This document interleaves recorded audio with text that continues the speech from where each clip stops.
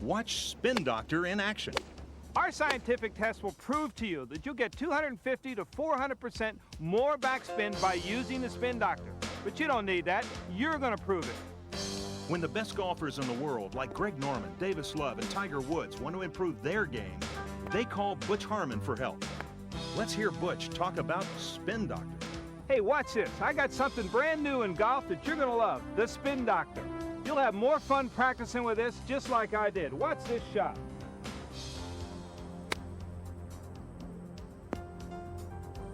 This thing spun back 15 feet on a little 30-yard shot. I didn't know I was that good. You can spend hundreds of dollars going out and buying special wedges, V-grooves, box grooves, U-grooves, no grooves to try and get more backspin on your ball. You can take all the lessons you want. You can try and cut the shot. You can try and hit as hard as you can. With the Spin Doctor, all you got to do is make solid contact and watch that thing come roaring back. You'll have more fun using this training aid than anything I've ever seen in my 31 years as a golf professional. This was a really simple thing. A couple of amateurs developed something for other amateurs just like us. We were so embarrassed by the whole concept that we went to a municipal course late at night. It's closed down. We pull up in a car. Headlights are on the green. And we're out there. There's no one around, and the headlights are on the green. And Chip went on the first time, and it sort of sticks on the green, and we're going like, wait a second. Hey, this works. This works. So then we hit a few more. This is great. So we go back. We put the headlights on bright. And we go back further, and we hit some really hard shots into. And actually, I've been playing golf for 40 years, and I've never ever backed the ball up in my life. I hit one on the green, and boom, that thing backed up. We were so excited we could hardly stand it. The funny thing about Butch Harmon is that when we were driving out to show him the product, we're riding in the truck, and I look over at Mike and I say, now Mike, he may tell us this is not what I'm all about. I don't want to have any. You guys can leave right now. I didn't believe it. First time I hit it, when I heard about it, I said, well, bring it over because I've got to see it. And I couldn't visualize what it looked like. I couldn't imagine what you could put on the face of your golf club that was going to make the ball spin so much.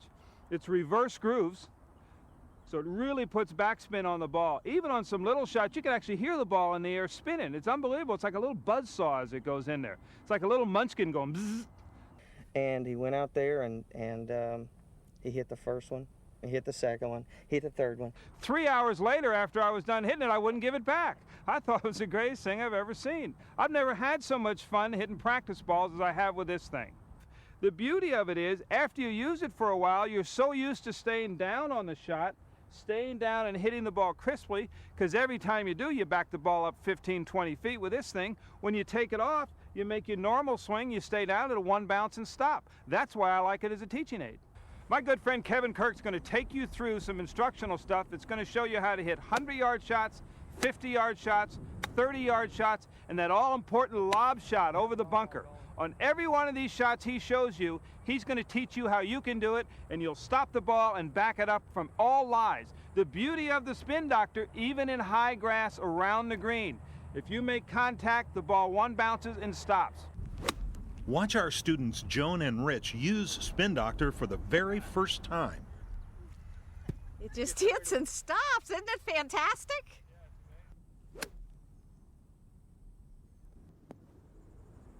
That is incredible. And it's still spinning.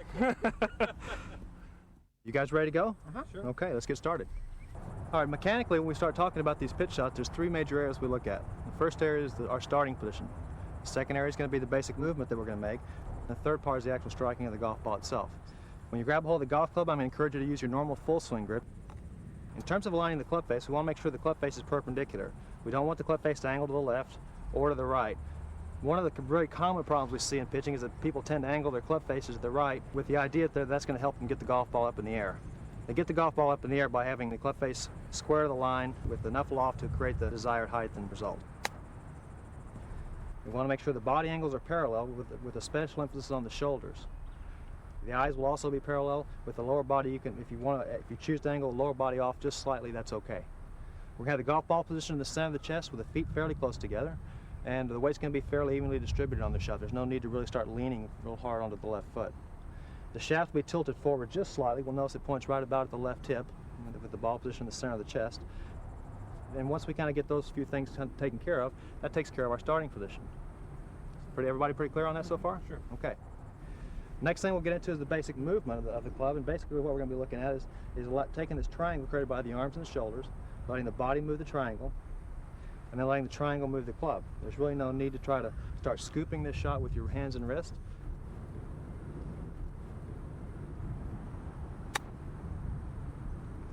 And you notice how the golf ball just lofted right up in the air very, very nicely when it hit the green. By using the spin doctor, boom, the thing really locked up. The primary thing that we use to control distance on these shots is our eyes, and believe it or not. And it's a lot like throwing a golf ball in the sense that I have to see where the target is. I have to be able to feel how much energy is going to be required by doing some sort of rehearsal while I look at the target. And then I just put the club down behind the golf ball and trust that my eyes are going to give my brain the right amount of information in terms of how much energy to use to move the golf ball from one point to the other. Now, a couple of conditions that I would like for you to consider that need to be present in this shot. Number one is that impact. The left arm and golf club need to be in a straight line when you strike the golf ball. Left arm? The lead arm and golf club. Okay? For a right-handed player, it's going to be the left arm. For a left-handed player, it'll be the right arm. Okay? We really start getting in trouble when we start into these broken down conditions at impact. It really starts causing all sorts of problems. So that was the reason that we placed the golf ball in the center of the chest and tilt the shaft forward so we could straighten that arm out. The other thing is we want acceleration. And acceleration is created, one of the things that will create acceleration for you is a pendulum. Okay? In the pendulum, the club is traveling as very fast as right at the bottom of the arc. If you create a pendulum motion with these pitch shots, that club, since it's always traveling at its very fastest right at the bottom, that's going to have some acceleration built into it. This next segment that we're going to be talking about is going to be what we call mid-range pitch shots. And mid-range pitch shots are going to be pitch shots that we use, let's say, between 30 and say 70 yards, something like that. Good. Now, in terms of, this is an area where most people have a terrible time. So we're going to come up with a couple of strategies that might help you in terms of being able to control the height and the distance and the trajectory that the golf ball's traveling. In terms of your alignments, still the three key alignments are the club face, the eyes, and the shoulders. The club face is going to be perpendicular to the line that you want the ball to travel on. The shoulders are going to be parallel, and the eyes will also be parallel. And the reason I keep referring to those eyes is because you can imagine if you started angling your eyes way off to the right or left, all the visual confusion that's going to create for you. Right. Okay. We're going to position the golf ball right in the center of our chest. And we still want it there because we still want to make sure we catch the ball first so we can let that spin doctor help us make sure that ball spins, right? Right. We're going to have our ankles about the width of our hips here, which is a little wider than we had on kind of our short pitch shots. And what we're going to do is we're going to have a couple things that we're going to always keep constant about this shot. Number one is we're always going to make sure that the backswing motion is shorter than the forward swing motion. Where we really get in trouble on these shots is when we start having big, huge backswings and trying to slow the club down to keep the ball from going too far. So we're always going to make a motion where we swing the golf club to a good full finish and just change the length of the backswing and change the club to change our distance. Okay. So instead of just using one power source here, we're actually going to be using two power sources. We're going to use not only the turning of our body like we use in the short pitch, but we're also beginning to let the wrists and elbows lever here a little bit as we kind of swing the golf club back and forth. Okay. So we got two power sources, the turning of the body and the hinging of the wrists and the elbows. You can see with that swing, that ball went about 50 yards in the air. Okay? Right. Now the reason I know that ball went 50 yards in the air is because I spent enough time to know that this much backswing equals 50 yards. Okay. Now, so one of the things that you might want to do is do some experimenting with how much backswing equals how much distance. So notice on this little very short backswing, I notice I always swing to that full finish. That's what allows me to keep that acceleration present. We talked about how important acceleration was earlier on.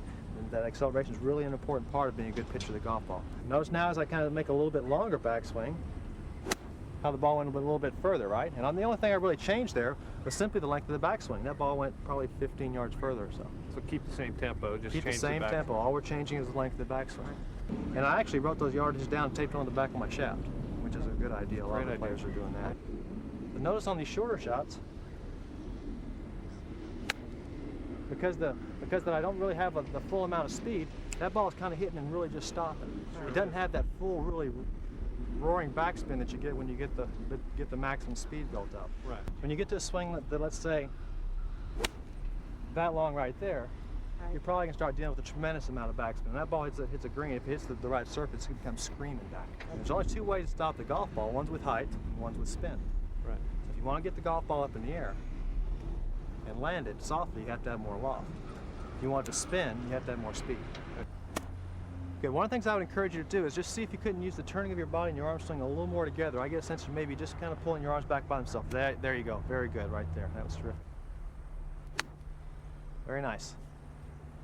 Now we're gonna, what you'll notice is you start, if you keep making that swing with the same length backswing, you're gonna start noticing that the ball's gonna start going the same distance. Beautiful. And I would say that's roughly half of your normal backswing. Notice how quickly it stopped on the hit, right? Right. Spin doctor. Spin doctor. It's great. Isn't it a great tool? It is. It's wonderful. Beautiful. Look at that one. Can't believe how quick they stop with this. That's all spinning, isn't it? It sure does. You know, I've got a bad habit of taking too long of a backswing and trying to control distance with the club head speed, as opposed to controlling it with the amount of backswing that I take. If you could learn to regulate the length of your backswing and learn to keep that follow through always complete, you're going to start getting some control over the distance that golf ball travels. And if you catch them solid, just like that first one you hit, that ball started looking like it was about that big in the air, it was spinning so hard. So when you hit it right with that spin doctor, it's really going to increase the spin rate and you'll really be able to see it. So far we've covered the short pitch from 0 to 30. We've covered the mid-range pitch from 30 to 70. Now we're going to start covering the kind of what we call the long pitch. And basically all it is really a full swing with a lofted club. Sure. Now this is where you're really going to start seeing that spin doctor really start doing his thing. We're still using our full swing grip. There's no need to use any other type of grip here. In terms of your ankles, anywhere between the width of your, let's say the sockets of your hips and the sockets of your shoulders, you don't want to get too wide on this shot because we're going to still stay fairly stable. There's not going to be a whole lot of rocking around here. We want to stay fairly centered over our feet. In terms of the weight distribution, I would say once again fairly even. There's no need to lean to the left or to the right, so fairly stable and balanced on your feet. Okay. And I would encourage you with your wedges to never try to take more than about a 3/4 swing. The reason is that one of the other common faults we have in wedge play is getting way too much backswing, and the club is so short that there's really no need to try to take it that far back. If you need to hit it further, take more club.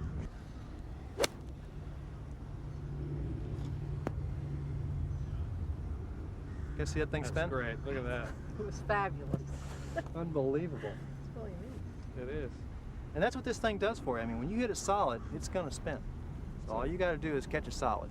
Okay. So that's my job, is to help you guys improve your technique so that you can make it spin. Right. But if you do all the things that we're talking about here, I guarantee that ball can come screaming back at you. Joan, you want to try? I'm ready. Show us how. Beautiful. And by keeping it at 3/4, you can see you got that good extra. Whoa! Oh, look at that thing Is that back up. Great shot. Look at that one. That's Back incredible. up. It's fantastic. Thing's racing back at you, huh? Look at that Fred and thing. Ginger didn't dance that good.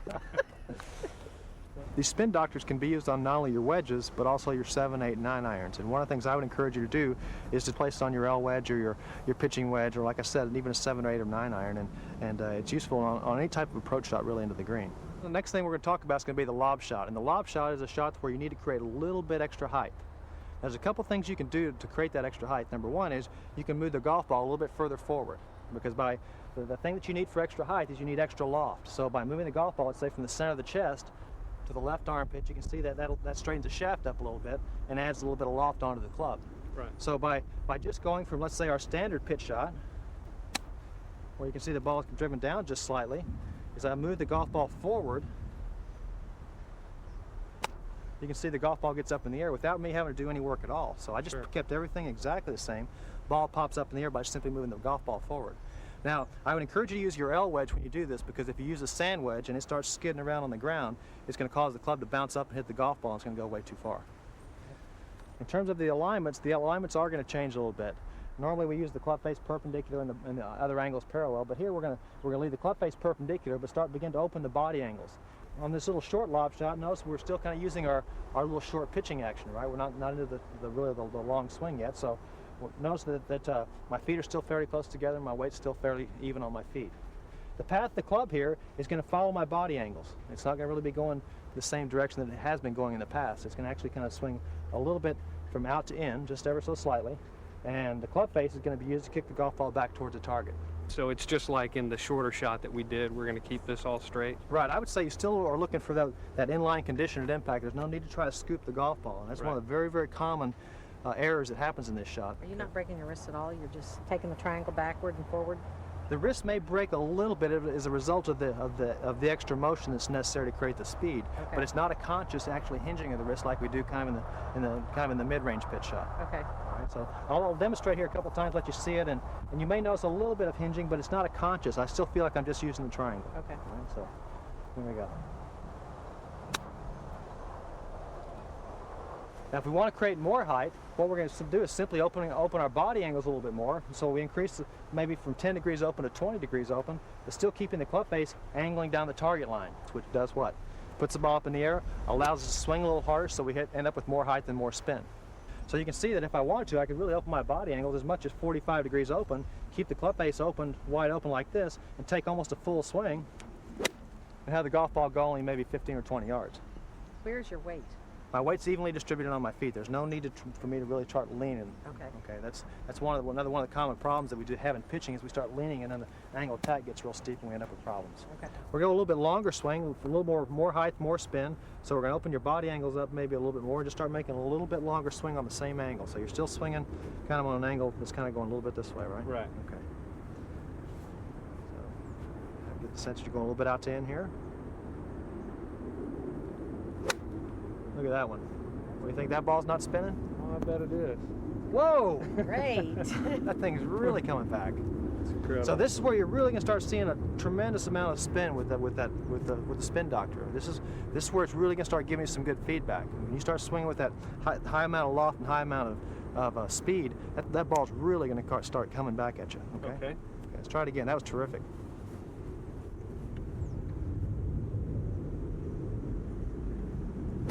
Beautiful.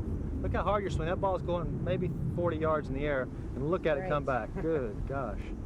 It's incredible. Give you the confidence to get over that bunker, won't it? Yeah, and the nice thing is, once you get that technique set up, it allows you the freedom to go ahead and take a swing at these shorter shots instead of having to kind of decelerate and hold that thing off. So it gives you that acceleration we talked about earlier, right? Right. That's So the freedom to swing at it. I'm finding I'm having the confidence to go ahead and swing through because I know it's not going to release off the back of the green.